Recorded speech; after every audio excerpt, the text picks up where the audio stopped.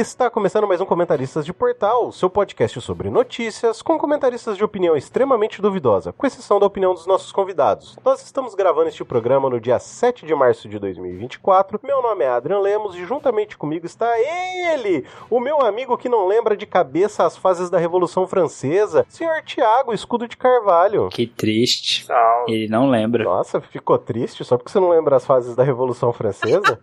Monarquia Constitucional, Convenção Nacional e Diretório. E o consulado? E o consulado ficou aonde? O do Napoleão, aquele arrombado. A Revolução Francesa só tem duas fases. Quando a gente tinha cabeça e quando a gente não tinha cabeça. Só isso. Justo. Ok, é isso aí. E diretamente das terras goianas, o menino que gosta de pedalar e que acaba não dormindo à noite por conta de seu pequeno, Sr. Dalton Cabeça. Fala, galerinha. Amigos, eu pedalei 200 quilômetros só no domingo, antes dessa gravação. Mas no sábado, antes da gravação, eu pedalei 70. Dormi, eu devo ter perto de umas 10 horas em 2 dias. É o máximo que eu consigo. É isso aí. E diretamente das terras interioranas paulistas, a minha amiga que levou um susto após mudar o espelho de lugar e ver um vulto no mesmo de madrugada, mas era apenas seu reflexo, senhora Sandra Maia. Oi, gente, como é que vocês estão? Eu sou assustada, gente. Vocês têm que entender. É isso aí. E aí, meu povo, bora atualizar? Bora. Bora.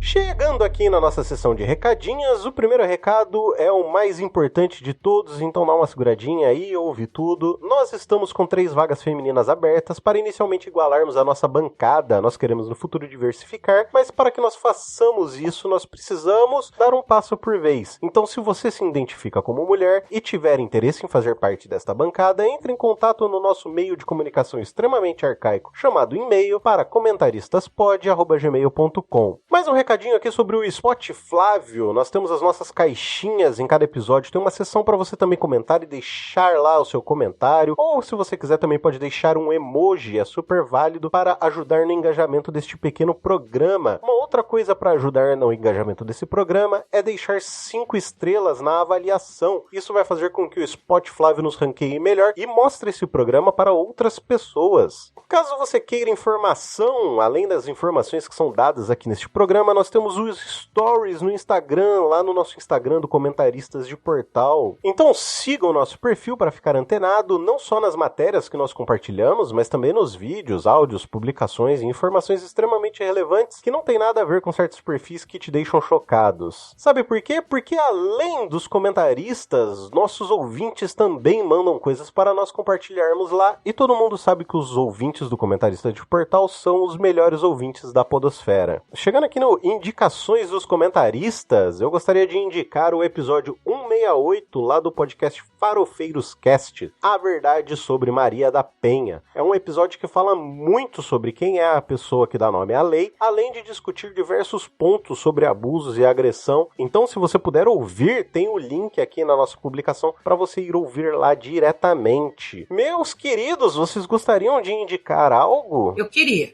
Deixa eu indicar, então. Eu vou indicar um vídeo do Paulo Hatz, que tem o canal Livraria em Casa, no YouTube. Ele faz resenha de livro e, sinceramente, é um dos melhores nessa questão aí. E ele fez um vídeo, esse vídeo que vai estar linkado, falando sobre capitalismo, sobre o mercado como um todo e várias outras coisas lá, tudo junto, misturado. Vale muito a pena. Não só ele direciona para questões de publicações literárias, mas assim, muito bem explicadinho, mastigadinho. Você pode aplicar o conceito para todas as outras coisas da sua vida e entender um pouquinho sobre esse tipo de questão de algoritmo, desse monte de coisa aí. Vale muito a pena dar uma olhadinha no vídeo. E no canal dele também, que é muito Isso aí. Alguém gostaria de comentar algo mais? Não, professor. Ok. E aí, meu povo? Bora comentar? Bora! Bora!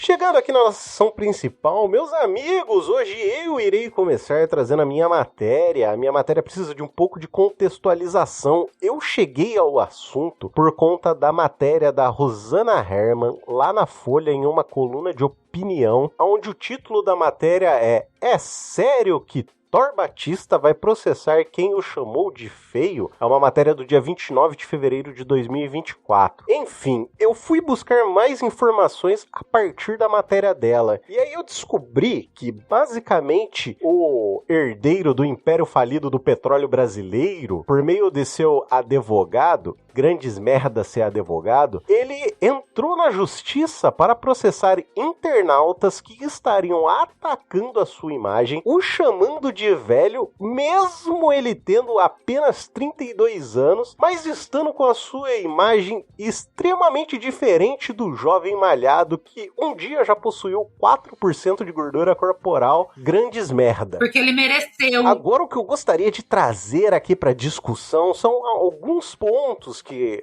para deixá-los puto, primeiramente, e a gente refletir um pouco. Os primeiros pontos é como a burguesia safada, obrigado, Thiago, pelo termo comunista, como essa burguesia safada faz o uso das máquinas públicas pro bel interesse. Segundo, é mais uma pergunta para a doutora Sandra no seguinte: utilizar a justiça em prol de um pedido tão idiota, vou dar mais uma ênfase no idiota, não é fazer a nossa justiça de palhaça? E terceiro, eu deixo pra vocês discutirem aí o que vocês pensam sobre esse herdeiro medíocre do petróleo brasileiro falido. Ouvintes, não pesquisem no Google os termos Thor Batista mais bicicleta mais... Não, Thor Batista e a bicicleta. Não pesquisem isso. Nossa, por que você falou isso? Agora minha cabeça tá pensando dezenas de milhares de coisas. E eu tô com muito medo. Meu Deus, gente, vocês... Tá, desculpa, eu vou entrar e vou contar. Existem matérias que saíram na grande mídia que Thor Batista atropelou uma pessoa. Quem quiser pode saber mais sobre nas matérias. Enfim, por favor, podem seguir com os comentários, meu povo. Então, a primeira coisa que eu quero dizer... e que ele não me processe, mas o fato é que ele envelheceu como leite, né? Vamos cá entre nós. Não que alguma vez na vida eu tenha achado aquele menino bonito, e eu chamo de menino porque ele ainda era um menino e eu já era adulta, né? Não que alguma vez na vida eu tenha achado aquele menino bonito. A genética nem sempre dá certo.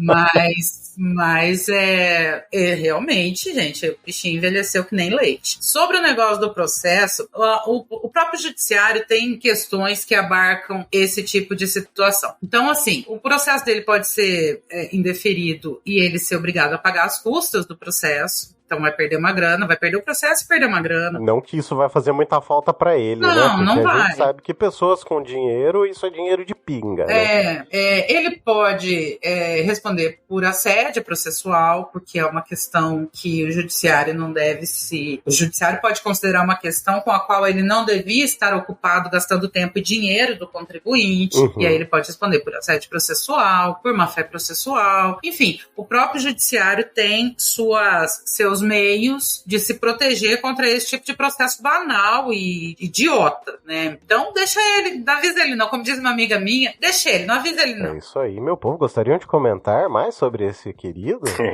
Então, cara, primeira coisa, se falar o óbvio para as pessoas é motivo de processo, por favor, gente, manda tudo pro Thiago, porque assim, eu vou falar, velho. Se o cara é prejudicado, irmão, o cara é prejudicado, a lata tá meio amassada, o maluco tá meio destruído, tá parecendo que foi ele que foi atropelado. Se você pega uma foto do cara mais jovem e olha a atual, você fala, meu Deus do céu, que sol foi esse que tu tomou, irmão?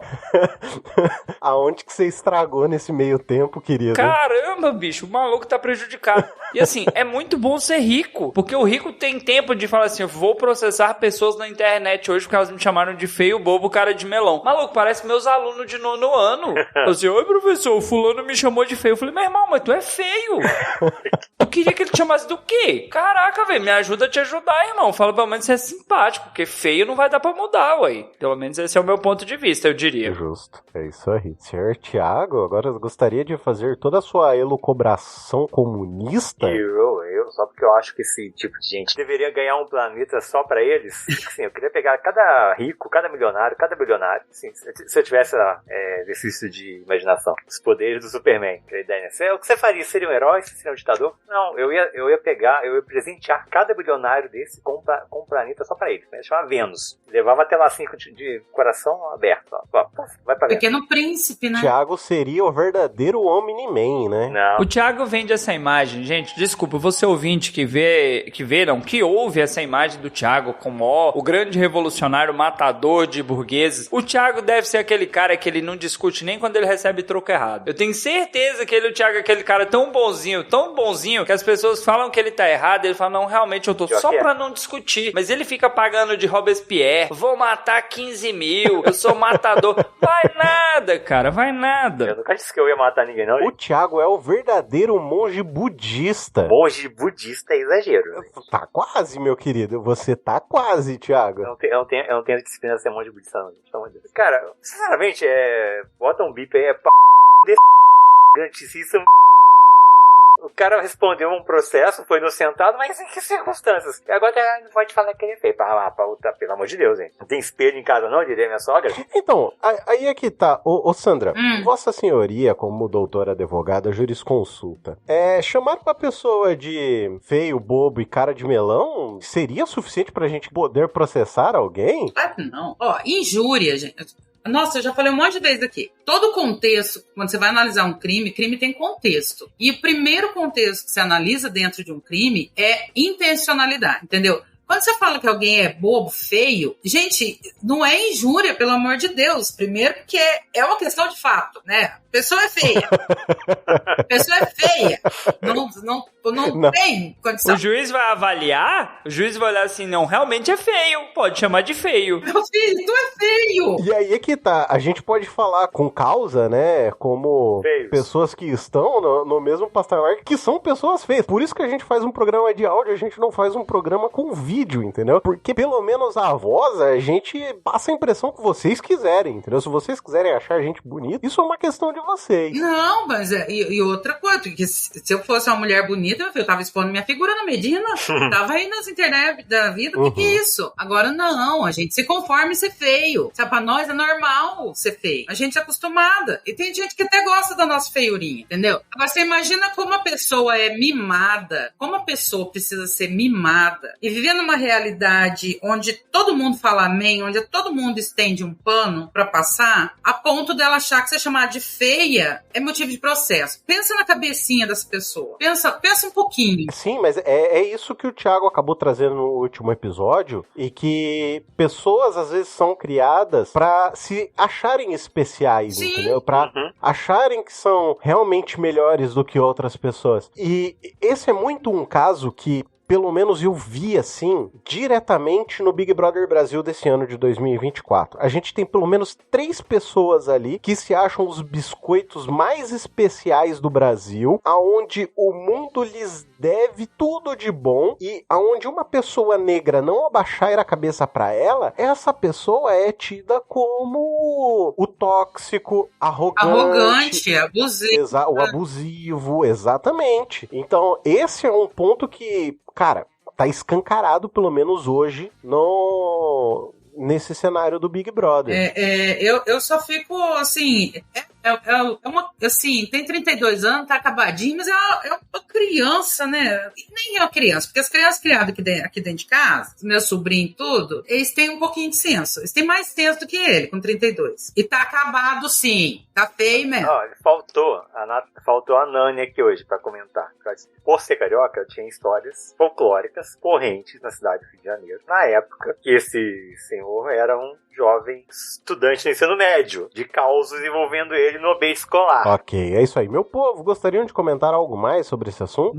Não. Fala um coisa de bilionário. Seguindo aqui, meu povo, o Sr. Dalton Cabeça, traga-nos a sua matéria. Então, meus queridos, hoje eu vou trazer uma matéria da CNN, do dia 6/3, pelo Douglas Porto, que diz o seguinte: sob críticas de governistas, Nicolas Ferreira será presidente da Comissão de Educação da Câmara.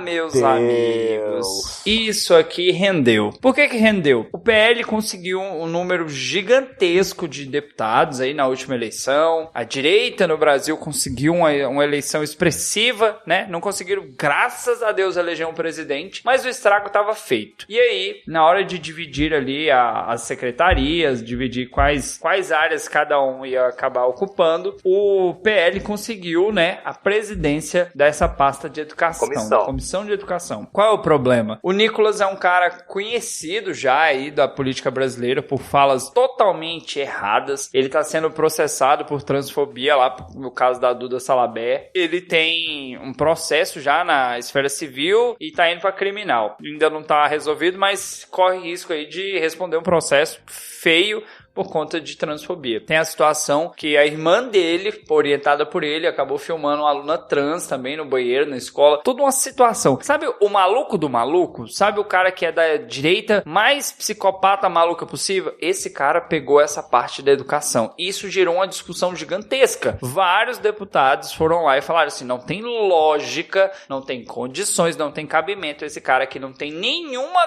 qualificação ficar nessa comissão como presidente. Você imagina o que ele vai barrar, você imagina o que ele vai dificultar, o que ele não vai pautar ou o que ele vai pautar para a educação enquanto ele estiver nessa presidência. Meu irmão, é a coisa mais absurda. E, detalhe, o PT meio que deixou isso acontecer porque precisava de outras áreas aí, de outras comissões. Agora é com vocês. Até eu vi, inclusive, até consegui colocar nos stories do nosso programa, né? Um vídeo da Tabata Amaral comentando sobre essa questão. Não é só ela não, tá? Não. Tem mais gente, mas a dela eu achei que foi bem incisiva. Inclusive, editor, toca a parte que ela fala aí, por favor. Sir, yes, sir! Esse dia é uma vergonha para a história da Comissão de Educação da Câmara dos Deputados. Eu estou extremamente revoltada de saber que, ao invés da gente trazer alguém comprometido com o diálogo, que saiba dos problemas reais da educação brasileira, que tenha condições de dar respostas ao analfabetismo que a gente tem, ao aumento da evasão escolar, a gente vai ter uma pessoa com postura de moleque, porque já destratou inúmeras deputadas desse plenário, que não tem postura, que não sabe dialogar, que não tem tamanho para ser deputado federal, quem dirá para ser presidente da Comissão de Educação. Primeiro, por entender que o Nicolas não deveria estar pleiteando a presidência da comissão. Porque ele pode ser preso a qualquer momento. Porque além de ter sido condenado por transfobia na esfera civil, o processo na esfera criminal está avançando também. Então, o que nós estamos discutindo aqui nessa comissão é colocar na presidência um parlamentar que vai ser julgado na esfera criminal por transfobia, que expôs também uma adolescente. E ao mesmo tempo, sua trajetória sempre foi a de ataque à educação pública, não, nunca a de defesa. Na verdade, nós passamos o ano passado inteiro no plenário da Câmara discutindo vários temas e o deputado que agora será presidente dessa comissão sequer se indignou a discutir educação integral, financiamento da educação, educação especial, qualquer outros dos assuntos. Porque toda a caminhada que o deputado Nicolas Ferreira fez até o dia de hoje não credenciou a presidir a Comissão da Educação. Todo o debate que o deputado Nicolas Ferreira fez na educação foi enfrentar espantalhos, problemas irreais de um mundo que a gente não sabe que mundo é esse. Então, deixa eu falar. Não sei se foi semana passada ou essa semana, porque eu tô completamente fora de dias. Mas hoje, começou no Paraná e hoje em Goiás. Foi banido da escola o livro O Avesso da Pele, que é um livro que fala sobre racismo. É história. Eu não li ainda, mas vou ler, já está na minha lista, que eu nem conhecia o livro e passei a conhecer por causa disso. É um livro que fala de racismo, sobre a história de um menino, um rapaz, que perde o pai para violência policial e vai em busca da própria história, história da família e tudo mais. E uma diretora de escola trouxe isso, falando que o livro tem muito palavrão. Então, assim, eu acho que faz muito tempo que essa diretora não leu um livro, porque livros geralmente retratam o nosso palavreado do dia a dia ali, né? Até porque é estranhíssimo, você vai ficar parecendo o Hermano Teu na Terra de Godard, Leiloei, e então acho que faz muito tempo que ela não lê um livro, porque isso é comum, e porque tem cenas de sexo. Então, comprova também que realmente faz muito tempo que ela não lê um livro. E esse é o nível da educação. E E hoje aconteceu a mesma coisa, baniram o mesmo livro, acho que foi em Goiás. Esse é o nível que a gente está na educação para ter o Nicolas Ferreira na comissão. É esse tipo de coisa que a gente está enfrentando para a gente se dar ao luxo de ter um capiroto desse na comissão. Sim. Porque assim, se a gente chamou o Thor de menino mimado, eu não tenho palavras para descrever o Nicolas. Não inventaram adjetivo pejorativo suficiente para eu aplicar o Nicolas Ferreira. Não existe, não inventaram, não foi inventado ainda. Tamanho é meu desprezo por essa criatura, sabe? E é na mão desse tipo de gente, com todos os... Já não basta os problemas estruturais que a gente tem na educação em relação a professor que ganha pouco, aluno que não consegue, que trabalha, que estuda, a evasão escolar, a falta de interesse, falta de material mesmo, a estrutura física da escola, às vezes comprometida. Não bastasse tudo isso, os problemas que a gente tem, ainda a gente está enfrentando esse tipo de coisa. Né? Eu também vi um vídeo hoje no perfil do Felipe Neto, que tem lá, estavam estudando na apostila um estudo de gênero literário, estava lá como um exemplo de gênero entrevista. Eu vi. É uma entrevista com ele. E o pai foi lá brigar com a diretora, expor a figura da diretora. Sim. Fazer o avô, na verdade. Um escândalo, intimidando funcionários públicos e pessoas sérias que estão lá para ensinar os seus filhos, para cuidar dos seus filhos. E ao invés de ser tratado com respeito, é tratado pior do que cachorro, por esse tipo de gente. Então, assim, não bastasse todos os problemas que a gente tem na educação e que já são de décadas. Ainda a gente tem mais esse tipo de problema de reacionarismo dentro das escolas e por pais de alunos, e a gente tem se dá o luxo, a pachorra de colocar uma criatura como Nicolas na comissão de educação. Mas assim, ô Sandra, sabe o que me preocupa? Eu já falei com a Adri em outras situações que eu tenho um costume de ler os comentários das notícias. E aí você pega esse vídeo específico aí, você vai olhar os comentários e tem lá assim, se os esquerdistas estão contra, eu estou a favor do Nicolas. Se a esquerda tá chorando, é porque é uma escolha certa. A galera ainda tá naquele time de futebol que se eu torço contra o A, é porque o B é o melhor. E, assim, é um cara totalmente incapaz. Ele tem uma visão de mundo totalmente ligada à religião fanática. E mesmo isso ele usa pra manipular as pessoas que apoiam ele. O cara tem um vídeo recente, a menina falando, não sei o que, terra plana. Ele, nunca estudei sobre esse assunto. Tipo assim, era muito mais fácil você falar assim, terra plana é coisa de maluco. Sim. É coisa de gente retardada, gente doida. Aí ele, não, terra plana não. Mas é porque tem gente do lado dele que defende, né? Eu não lembro quem falou, e é a síntese da questão, porque também teve uma outra que foi eleita para CCJ. É a síntese da questão. Colocaram memeiro, elegeram memeiro para deputado, colocaram em comissão. Sandra, eu acho que é Carol Ottoni, uma coisa assim o nome da outra, que é outra maluca também. Foi para CCJ. Então, esse quesito do livro mesmo que vocês comentaram, eu vi alguma matéria falando que esse livro foi liberado, inclusive, adivinha na onde? Na presidência do senhor Jair Messias Bolsonaro, ou seja, um esquerdista comunista safado, né? Porque para liberar esse tipo de livro para serem utilizados nas escolas, só podia ser um esquerdista comunista safado, né? Não, o livro é premiado, porque assim, eu também vi isso com o Paulo Hatz, mas Dalton e Thiago, se eu errar aqui, me corrija. Mas pelo que eu vi lá no Rios do Paulo Hatz, que foi esse menino que eu indiquei no YouTube agora há pouco, ele estava falando que funciona assim. Você tem livros, esse livro em específico foi premiado, ganhou o prêmio Jabuti em 2001. Então, assim, não é um livreto qualquer, é um puta livro, entendeu? E ele disse o seguinte, existem os livros, aí alguns professores são sorteados e indicam livros, e aí vai pro PNLD, acho que é essa a sigla. Como é que é, Thiago? A sigla? Plano Nacional do Livro Didático, PNLD. Livro Didático, Aí esses professores indicam esses livros lá, e esse PNLD é como se fosse um catálogo.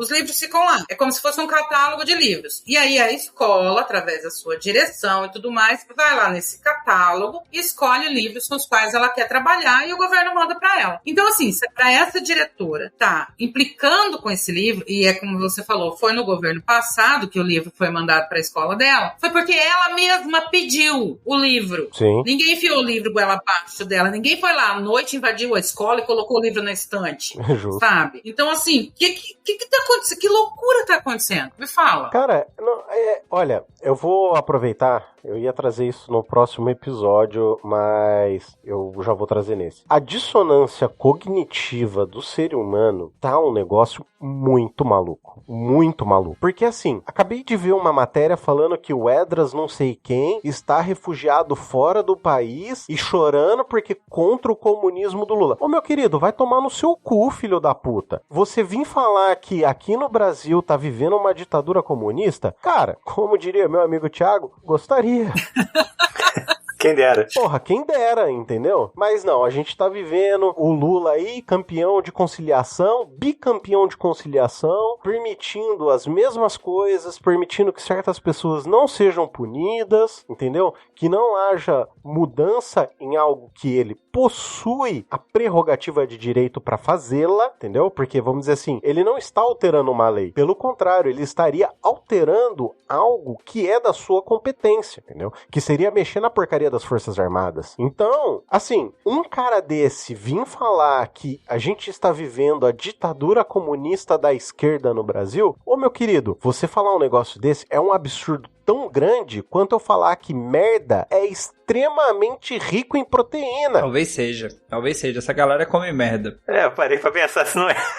Essa galera come merda. Talvez não seja algo tão gostoso, mas pelo menos vai suprir os níveis de proteína que você necessita. Mas, Adri, de novo, a minha preocupação é porque a direita no Brasil, ela não tem um projeto de governo. O que é um projeto de governo? Precisa, a gente vai fazer precisa. isso, a gente vai fazer aquilo. Esses inimigos imaginários que eles combatem é só para atrasar o lado de todo mundo. Você tem, como você citou, esses caras que estão fora do Brasil e estão falando assim, o Brasil está vivendo uma ditadura. Eu não posso mais nem mentir, cometer vários crimes, ofender várias pessoas, porque eles estão querendo me prender. Tá lá o Neto do Figueiredo, tá lá o Constantino. Os caras estão fora do Brasil, cagando de medo de vir no Brasil, porque sabe que na hora que vir vão ser presos, porque cometeram um monte de crime. Sim. O Nicolas é um cara que acha que a prerrogativa de deputado permite que ele cometa um monte de crime. E ele fala um monte de loucura. E aí imagina você que esse cara tá à frente da comissão de educação, que ele não vai ajudar em nada a questão do novo ensino médio, em nada a questão do ensino integral. É só pra atrasar o lado de todo mundo. Mas se liga, foi a mesma coisa que aconteceu agora nas eleições pro Conselho Tutelar, entendeu? A galera,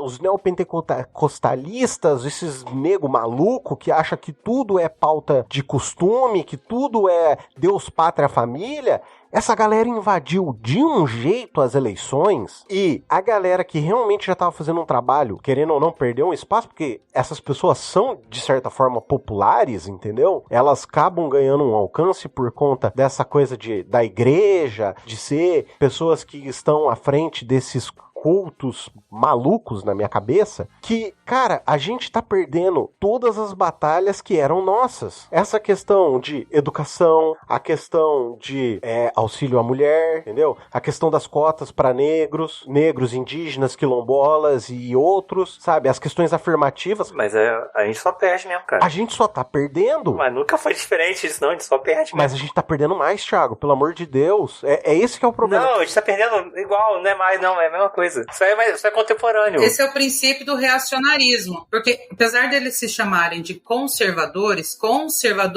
por si só, a palavra já diz, é quem quer conservar. Eu não quero mudar. Eu quero ficar como tá, porque pra mim tá bom assim. Geralmente a classe média, que tem ali seus privilégios, gosta de ficar assim. Reacionarismo é quem quer voltar pra trás, sabe? E esse povo é reacionário por causa disso. Eles querem voltar pra trás. Eles querem viver como se a gente estivesse vivendo em 1940, em relação a direitos civis, em relação ao direito das mulheres, em relação a direitos LGBTs, em relação a todo esse tipo de coisa, entendeu? Gente, censurar livro. Quem censura livro? A gente sabe quem censura livro, mas não pode falar também, né? Porque nós já discutimos sobre isso. Não pode tocar ali por 1942, ali não pode tocar nas questões que aconteceram. De 39 a 45, algo assim? Antes disso, na verdade. Né? Ali, por aí, a gente não pode falar sobre esse período, né? Mas a gente sabe quem queimava livro, né? A gente sabe quem fazia isso. A gente sabe quem censurava livro, quem tinha que passar ali por uma banca pra ver se o livro ia não ser publicado. É que o Dalton falou, acho que foi o Dalton que falou, que essa gente não tem um projeto de governo. Tem, só que ele é você pode chamar de criptoprojeto? Não sei se dá pra chamar assim. Não, essas pautas, elas não são pra propor algo de fato. É se espantar e falar, não, nós estamos defendendo a família, os bons costumes. Que família, que bom costume, seu arrumado do caralho. Você tá preocupado, a criança tá... O livro fala sobre sexo. As crianças estão vendo sexo. A criança, que o pai não relega a educação dela ao telefone celular, tá vendo um videozinho no TikTok, vendo um vídeo no Instagram, sendo bombardeada diuturnamente com imagens sensuais. Você querendo ou não. Sim. Sim, ou seja, não tem uma preocupação real com isso. Eu queria criar um espantalho. Mas, ao mesmo tempo, eles querem assumir o poder. Querem assumir o governo. Porque, como disse algum teórico, o governo burguês é o balcão de negócios do capitalismo. É para atender o interesse do... Quem tava lucrando no governo Bolsonaro, enquanto tava morrendo gente, enquanto tava a economia degringolando, tinha filha da puta investindo dinheiro offshore lá, levando dinheiro pra fora, ganhando milhão com essa porra, reduzindo o salário, retirando direito, Temer passando reforma trabalhista, reforma da Previdência, retirando direito, é isso que eles querem. Exatamente. Eles desviam o foco porque eles não vão entregar nada de bom pra população, mas fingem que estão defendendo a população de uma pauta moral. E a gente estão no cu. Qual que é a solução? Thiago Comunista diria que é a revolução, mas a revolução não se incorpora do dia pra noite. Então qual que é a revolução? Ocupar os espaços. É isso aí.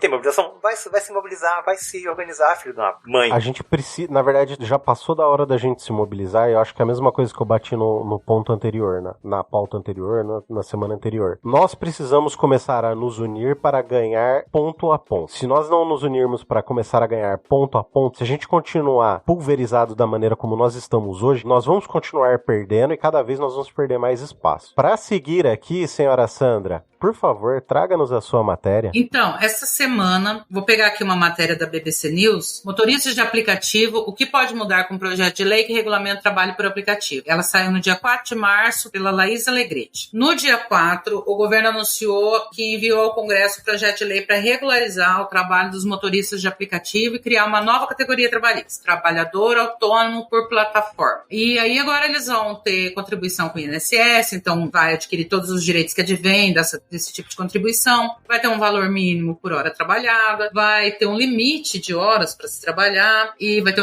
um sindicato para defender a classe e tudo mais. Também tem uma outra matéria que a gente vai deixar linkada, também da BBC, que saiu em outubro do ano passado, de 2023, e traz uns dados lá de uma pesquisa bastante interessante do IBGE, que os motoristas de aplicativo trabalham mais horas e ganham menos dinheiro pelas horas trabalhadas do que os motoristas que estão fora dos aplicativos. O iFood, no caso, os aplicativos de entrega ficaram de fora.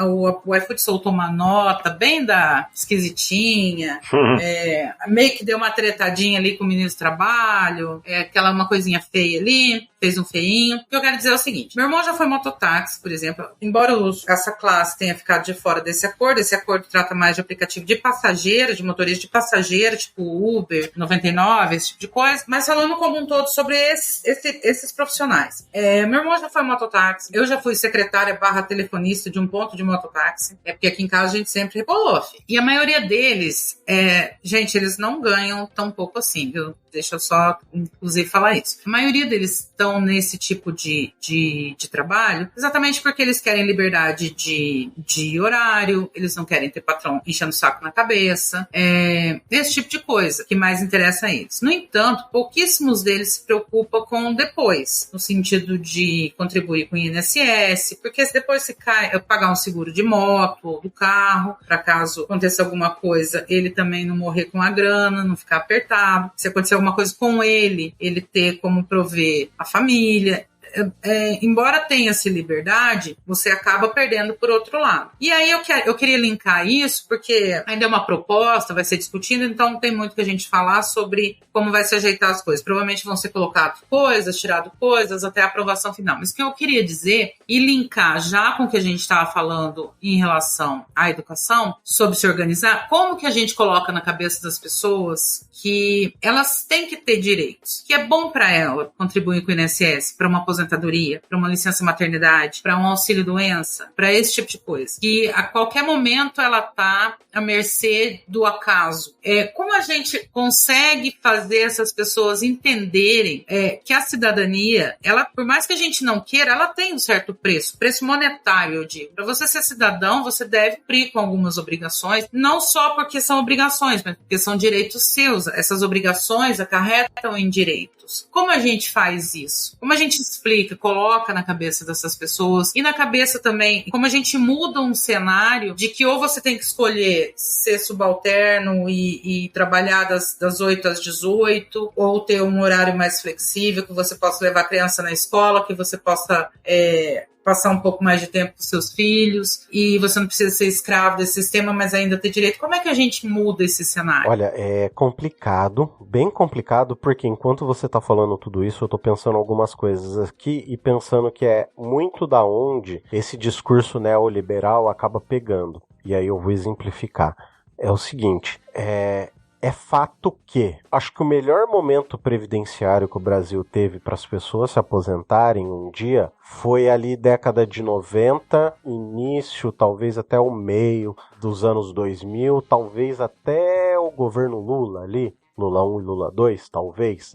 Enfim, depois que entrou o governo Temer, foi um momento que degringolou toda essa questão social do país. Por quê? Foi no governo Temer que passou a reforma da Previdência, que assim, existe toda uma discussão, e eu não vou entrar no mérito dela, de que a Previdência é deficitária ou não é deficitária. Existe essa discussão. Existe a questão de que a nossa geração provavelmente não vai se aposentar, entendeu? Porque eu vejo que uma geração antes da nossa, já pessoas que estão ali na casa dos seus 52, 53 anos, já são pessoas que não têm tanta visão de se aposentar pelo governo. E aí eu queria trazer uma outra coisa, que é o seguinte: mesmo quem conseguir se aposentar agora e no futuro acaba, sei lá, vamos pensar na família tradicional brasileira, pai, mãe e filhos. Enfim, se o pai consegue se aposentar e ele acaba vindo a falecer, a cônjuge dele, que ficaria com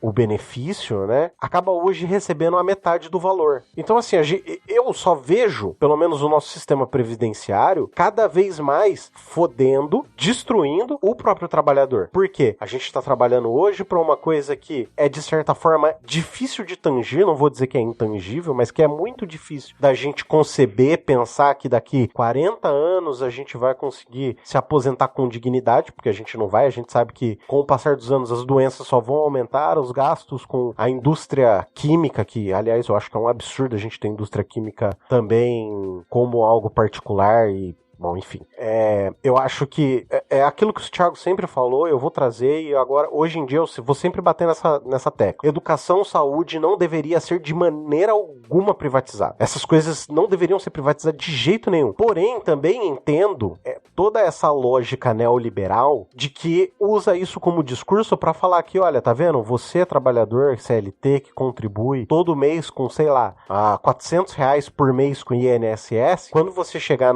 daqui 60 anos, quando você tiver 60, 70 anos, você vai se aposentar com um salário mínimo, sabe? Então, assim, eu consigo entender as duas dualidades, eu não consigo pensar numa maneira de resolver esse problema. Não, eu sei, mas o que eu fico um pouco apreensiva é de muitos dos próprios trabalhadores não quererem os direitos, sabe? Não, a gente trabalha... Porque eu me lembro que quando começou a falar sobre um projeto de lei para regularizar isso, quando começou a pipocar algumas decisões na Justiça Trabalhista para que fossem pagos direitos trabalhistas para alguns, depois caiu as decisões todas, porque sabia que ia cair mesmo, mas que tiveram algumas decisões, os próprios trabalhadores falavam, não, porque a Uber vai embora. Não vai embora, gente, o país é um dos maiores mercados que ela tem, ela não vai sair daqui, claro que não. E outra, eu digo mais, se ela sair, algum brasileiro vai inventar uma plataforma parecida para pegar um mercado que ficou com espaço. Já tem várias. Ela vai sair pra onde? Só opera aqui essa porra.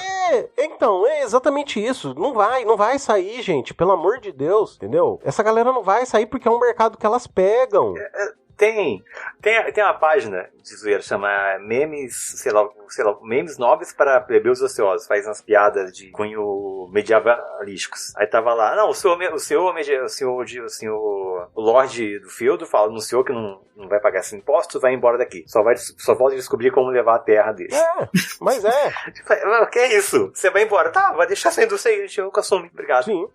Olha, é uma situação difícil a gente colocar na cabeça desse povo que, olha, filho, você não precisa ser escravo das pessoas, sabe? Você pode lutar para ter direitos. Você pode lutar para ter direitos e para trabalhar num horário flexível. Você pode lutar pelas duas coisas, você não tem que abrir mão de uma. Mas não é, Sandra, a pessoa se acha o Ike Batista do carro, entendeu? A pessoa se acha o Beto Sucupira das indústrias de transporte. Ela acha que ela, com o HB20 dela, que bebe mais do que um desgraçado em rave com open bar, ela acha que ela é o bilionário que tem muito dinheiro. Esse que é o problema.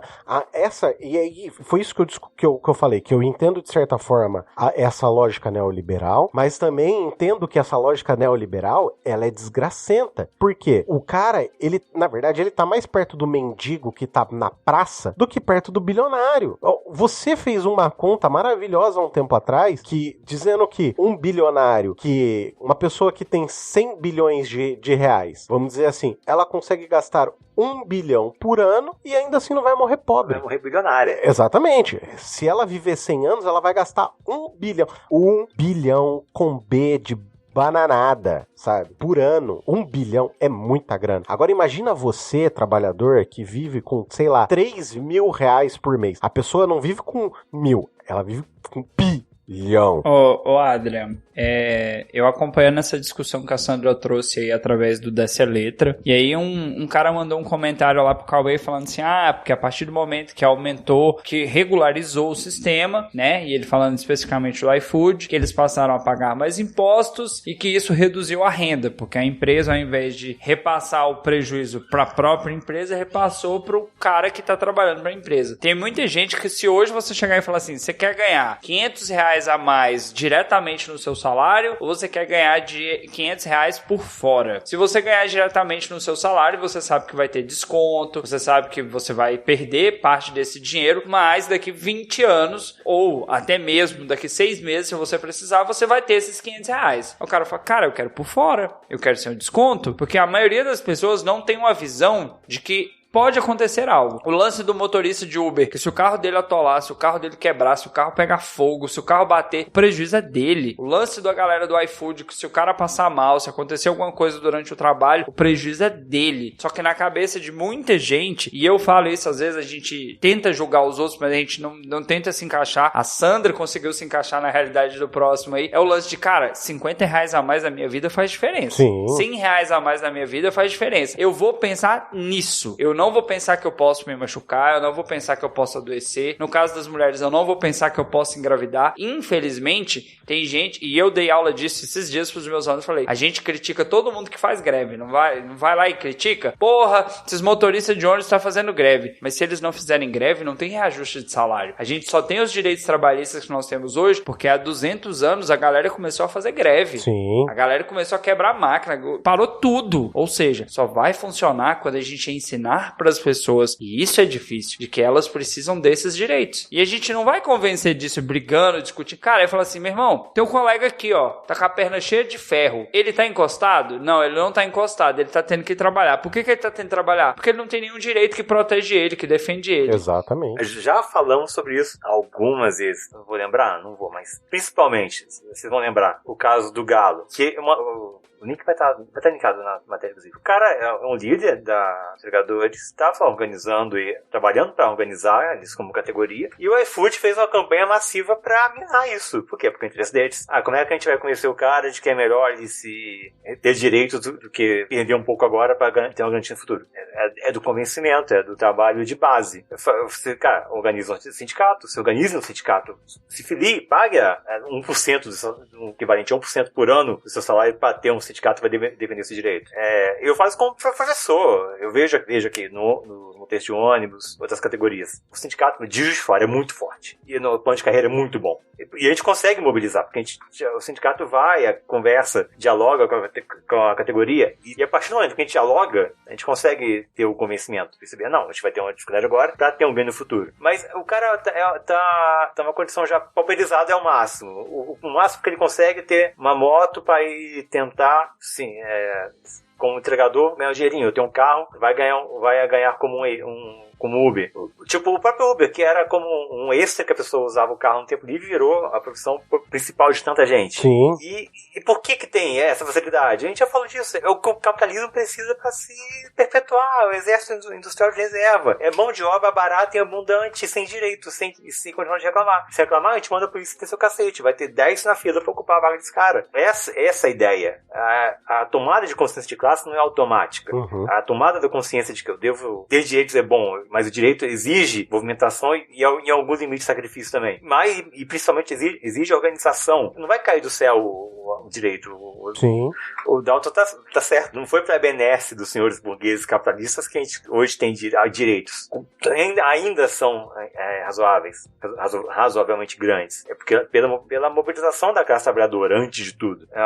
Desde os anos 90, piorou muito a situação. A gente teve processo de desindustrialização forte. Sim, verdade. Quebra da mão, rebaixamento do valor da mão de obra. E é essa a intenção. E dialoga com o ponto anterior, para que a educação cagada, para não ter mão de obra qualificada. Eu quero o mínimo para explorar o máximo possível, cara. Quem vai estar qualificado é o cara da classe média alta que já está numa escola particular, ganhando, que vai ser o médico com filho neto de médico, o juiz, filho e neto de juiz, o engenheiro, filho e neto de engenheiro. Você não vai ter uma ascensão das classes pobres. Eu estava preparando essa semana atividade para o nono ano, aí eu peguei o censo de 1872, aqui de Juiz de Fora, especificamente da cidade, tem esse dado específico. E nesse censo tem lá raça, origem, profissão. Sim, foi o único censo feito na época da escravidão. Aí você vê na cidade que como vieram imigrantes europeus ocupando as funções industriais na cidade que tinha isso, crescente na época. E que se perpetua até hoje. E continua até hoje no país todo, não só Juiz de Fora. Como a população que era pobre há 100 anos, 150 anos, que deu origem a quem é pobre hoje. E vai para melhorar a partir da ação coletiva. Não tem mágica, é organização, gente. Pelo menos. Felice, organize. É porque, sim, se você acha que você vai chegar no seu patrão e falar assim, olha, patrão, eu quero ganhar mais. Ou, olha, patrão, eu quero condições melhores de férias. Seu patrão vai olhar pra sua cara e falar assim, não, foda-se. Exatamente. E não vai te dar. Não existe conversa quando existe diferença de poder. Ponto. Entendeu? Quando existe diferença de poder, não existe diálogo. Ponto. Não existe discussão. Isso. Quando existe alguém que te domina, seja por quantidade de educação, quantidade de dinheiro, acesso a seja lá o que for, inclusive acesso a ferramentas do Estado, de controle do Estado, como, por exemplo, o sistema judiciário, não existe diálogo. Ponto. É isso que eu acho que a gente está tentando discutir e com tudo isso que a gente falou. Mas seguindo aqui, meu povo, senhor Tiago, aproveitar que o senhor foi o último a falar e pedir para que Vossa Senhoria trouxesse a sua matéria. Tá bom, vamos lá. Vou tentar ser uma matéria que acho que vai ser rápida, que é uma do Canaltech, do dia hoje, 7 de março, assinada pelo André Mello, editada pelo Durval Ramos, que é: Zack Snyder revela motivo para tornar Batman um assassino em Batman versus Superman. E resumindo muito, o que isso abre aspas, o Snyder falando, eles falaram que o Batman não pode matar, isso faz parte do cânone dele, então a primeira coisa que eu quero é que ele faça matar. Eu vi um comentário, um colega na internet falando que é a mesma coisa que você falar que se ele fizesse um remake do De Volta pro Futuro, ele ia fazer o Marty pegar a Lorraine só porque não querem porque não faz parte, que é o cânone do personagem, ele quer mudar. Porque, sei lá, só quero dizer isso porque eu achei muito zoado a ideia, porque todo mundo fala que o Snyder não entende não entende os personagens que ele usa nos filmes da DC, principalmente. O Superman dele, que é uma verde símbolo de esperança, é um zantropo depressivo. O Batman, que virou um psicopata que abre mão da bússola moral de graça, sem ter uma motivação, um dilema. Assim, perde de lavada pra animação pro universo animado do Bruce Timm. Liga da Justiça, série animada, Batman e Superman, série animada dos anos 90. Ô, Adrian, tá sentindo esse cheirinho de Red Pill aí? Sentiu esse cheirinho de Red Pill? Mexeram com o meu personagem, meu. Trocaram o cara. O cara agora mata, meu. Porra, meu. Não, cara, para com isso. Você vai defender isso mesmo? Eu não, eu tô pegando no seu pé, porque é divertido. Você vai ter coragem de vir defender Zack Snyder? Cara, desilude. Tem uma parada que eu desiludi já tem anos, é tipo assim, vão respeitar o meu personagem, não respeitar o cânone. Meu irmão, cada diretor vai fazer do seu jeito. Eu fui no cinema assistir o filme do Lanterna Verde, lá com o Ryan Reynolds. Pensa num filme ruim, mas eu me diverti. Da mesma forma que tem gente que nunca assistiu nada do Batman, vai ver o Batman lá, vai falar assim, caramba, o Batman do Ben Affleck é bom. É bom, eu gosto. Aí o Batman do ex-borboleta lá, purpurina lá, do vampiro que brilha no sol. É ruim? Não. É bom. É mais ou menos. Eu gostei. É mais ou menos. Eu gostei bastante. Pois é, essa é a questão. Cada um vai pegar um personagem e vai falar, pô, eu me agradei mais desse do que daquele. Eu prefiro o Batman que mata. Aí o outro vai falar, mas o Batman não mata. Meu irmão, é ficção, velho. Se o cara quiser pôr o Batman de Superman, ele vai pôr o Batman de Superman. A graça é essa. Só que, se você é fã da obra, e aí eu entendo o Thiago, que é velho assim como eu, que assistiu os desenhos do Batman no SBT, vai falar, mas esse não é o Batman. Esse não é o Batman pra nós. Não, mas o ponto não é esse, não, cara. Você é Red Pill. É a galera que pega o Jovem Titãs e fala assim, os Jovens Titãs em ação é ruim. É ótimo. Não, é ruim pra você. É outro tipo. Mas em parte, eu concordo com o Thiago. Porque, veja bem, é o seguinte. Por que eles chamam super-heróis? Porque eles são mais do que heróis. Eles são exemplos de virtude. Eles são exemplos de moralidade. Deveriam ser, pelo menos. Quando você pega, sem analisar contexto de patriotismo, de isso, que o Batman é um traumatizado do caralho, sabe? Vamos deixar isso pra lá. Vamos pegar só o personagem. Eles deviam ser exemplos de virtude e moralidade. É pra isso que eles estão lá, alguns, né? Quando você pega, essa é a essência. Quando você pega ele e transforma ele, que não é um cara que mata, é o que eu falei semana passada, quebrar um fêmur e 2 costelas, segue o jogo. Não tem nada a ver com homicídio. Quem matou foi Deus. Quem matou foi Deus. Infecção, bactéria. Mas quando você pega um personagem que não mata e transforma ele num justiceiro, parece que você pega a ideologia de hoje, dessa extrema direita, violenta, que mata bandido, que soca bandido, que espanca bandido, se bem que sempre espancou. Mas, assim, todo esse ódio social e joga num personagem que foi feito para que a gente se inspirasse nele, entendeu? Que tivesse as mesmas, principalmente porque é feito para criança, principalmente que a criança se identificasse em ser uma pessoa boa, em ser uma pessoa justa, em ser uma pessoa moral. E aí você pega ele, transforma ele num homicida, psicopata doido. Nem é isso. Então eu não concordo com você. Comecei falando que concordava. Calma. Quando o Batman nasceu lá em 30 e bolinha, no princípio ele matava os vilões da história. Acho que o primeiro que ele não matou foi o Coringa, que voltou depois em outras edições. Depois entrou essa ideia de que não, ele tem uma bússola moral porque ele não mata, porque mataram os pais dele com uma arma, ele acha errado, ele não vai ultrapassar esse limite. Até na animação do Capuz Vermelho, ele fala isso. Não, o Capuz Vermelho é o Robin que o Coringa matou e depois volta, é ressuscitado. Aí o cara falou, por que você não matou ele, que fez isso comigo? Aí ele fala, não, porque se eu ultrapassar essa linha, eu vou ultrapassar, é muito fácil. O problema não é esse.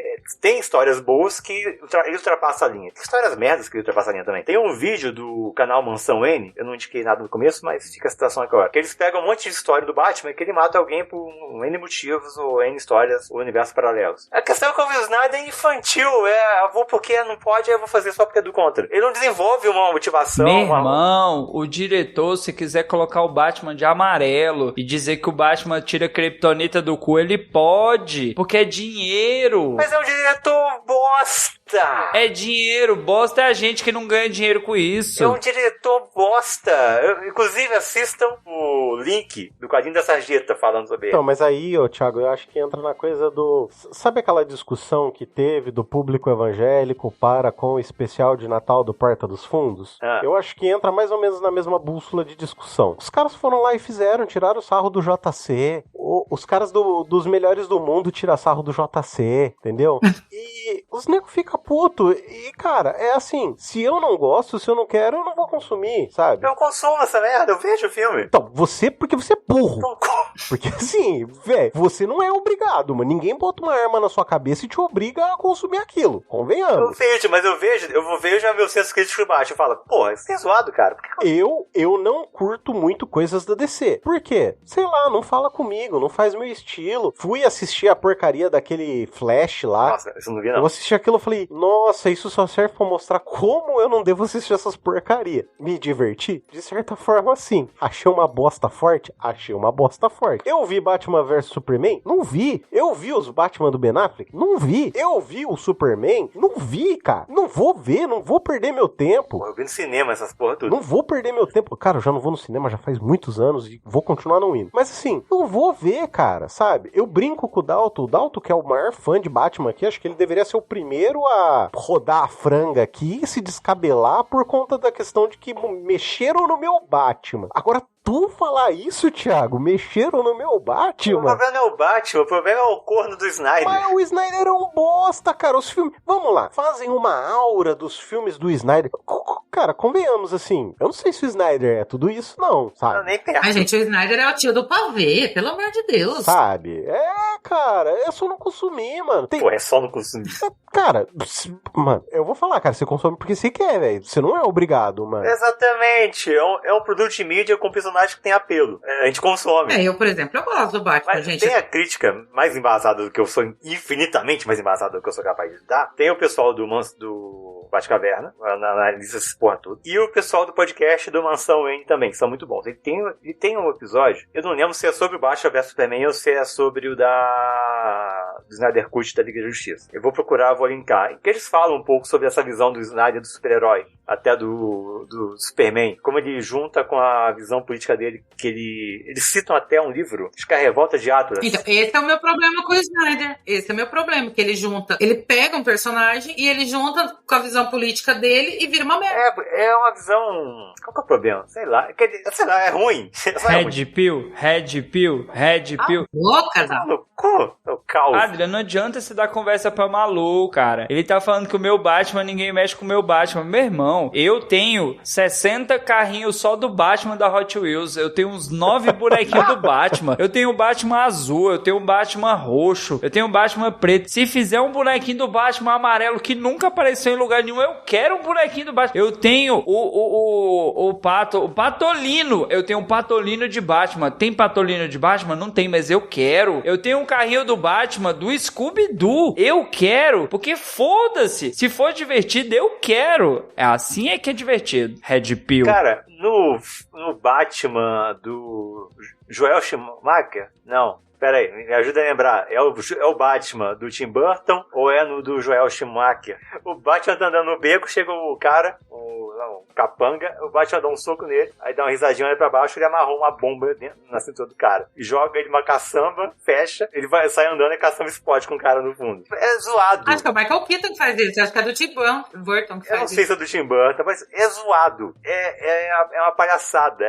Mas é uma visão diferente. Ô, Thiago, eu entendo a questão que você tá levantando com relação a ser um produto cultural de apelo e que esse tipo de visão acaba se propagando para com uma certa população de massa, que não necessariamente é a gente. Mas aí eu levanto novamente a discussão que eu acabei de falar. Como que fica esse quesito de que a gente tira sarro dos neopentecostalistas com relação ao vídeo do Porta dos Fundos e como é que fica com relação... Eu acho que a única coisa que muda entre um e o outro é o apelo. Não, calma que ninguém foi jogar coquetel Molotov no Snyder. Não, Eu acho que o problema é a quantidade de pessoas que um atinge, o outro atinge. Sei lá, um atinge 1000, o outro atinge 1.000.000. Mas eu não sei, cara. Eu não sei o quão problemático é isso, entendeu?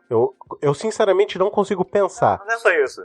Qual é a questão? O produto é um filme, é uma obra de arte. É uma obra de arte, é uma obra artística. Tem uma visão artística da pessoa. E toda obra artística é livro, é filme, é gibi, é a puta que te pariu. São sujeitos à crítica. Justo. A gente faz crítica de livro, a gente faz crítica de quadrinho, a gente faz crítica de Concordo. novela, de série. Tudo é criticável. Tudo tem ferramentas de análise pra gente olhar essa porra. De análise de interpretação.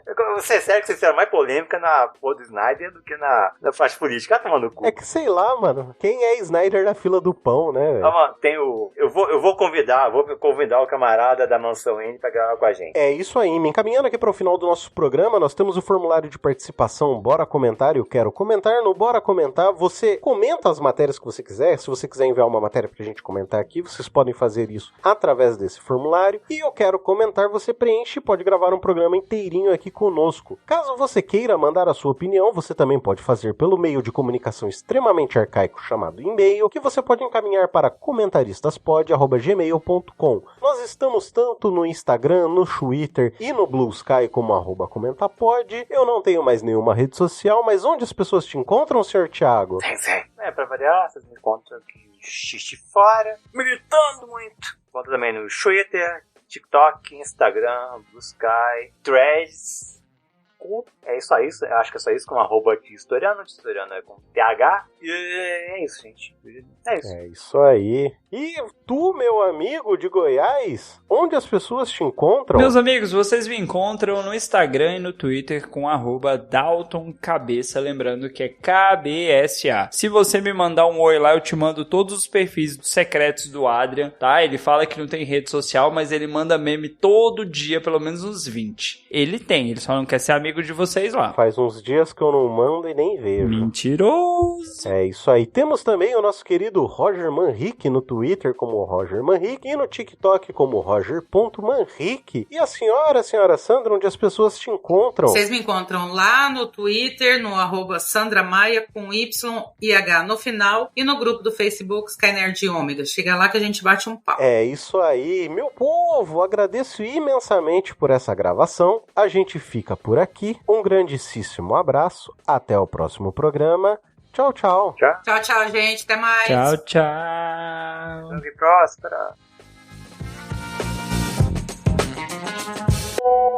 E diretamente das terras interioranas paulistas, a minha amiga que levou um susto após mudar o espelho de lugar e ver um vulto no mesmo de madrugada, mas era apenas seu reflexo, senhora Sandra Maia. Oi, gente, como é que vocês estão? Eu sou assustada, gente, vocês têm que entender. Caramba, isso é realmente o tipo de coisa que alguém comentaria no Facebook, porque em qualquer outra rede social seria banida. Não, mas eu comentei isso faz muito tempo. Eu troquei os móveis de lugar e a penteadeira ficou de frente pra minha porta. Aí eu fui no banheiro, quando eu voltei, eu dei de cara com uma pessoa dentro do quarto, mas era eu. Gente, vocês não têm noção do susto que eu levei.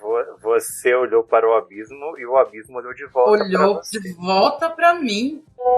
Meus queridos, vocês gostariam de indicar algo? Eu queria. Você quer falar primeiro, Dom? Eu gostaria de indicar que o Thiago estudasse mais sobre a Revolução Francesa.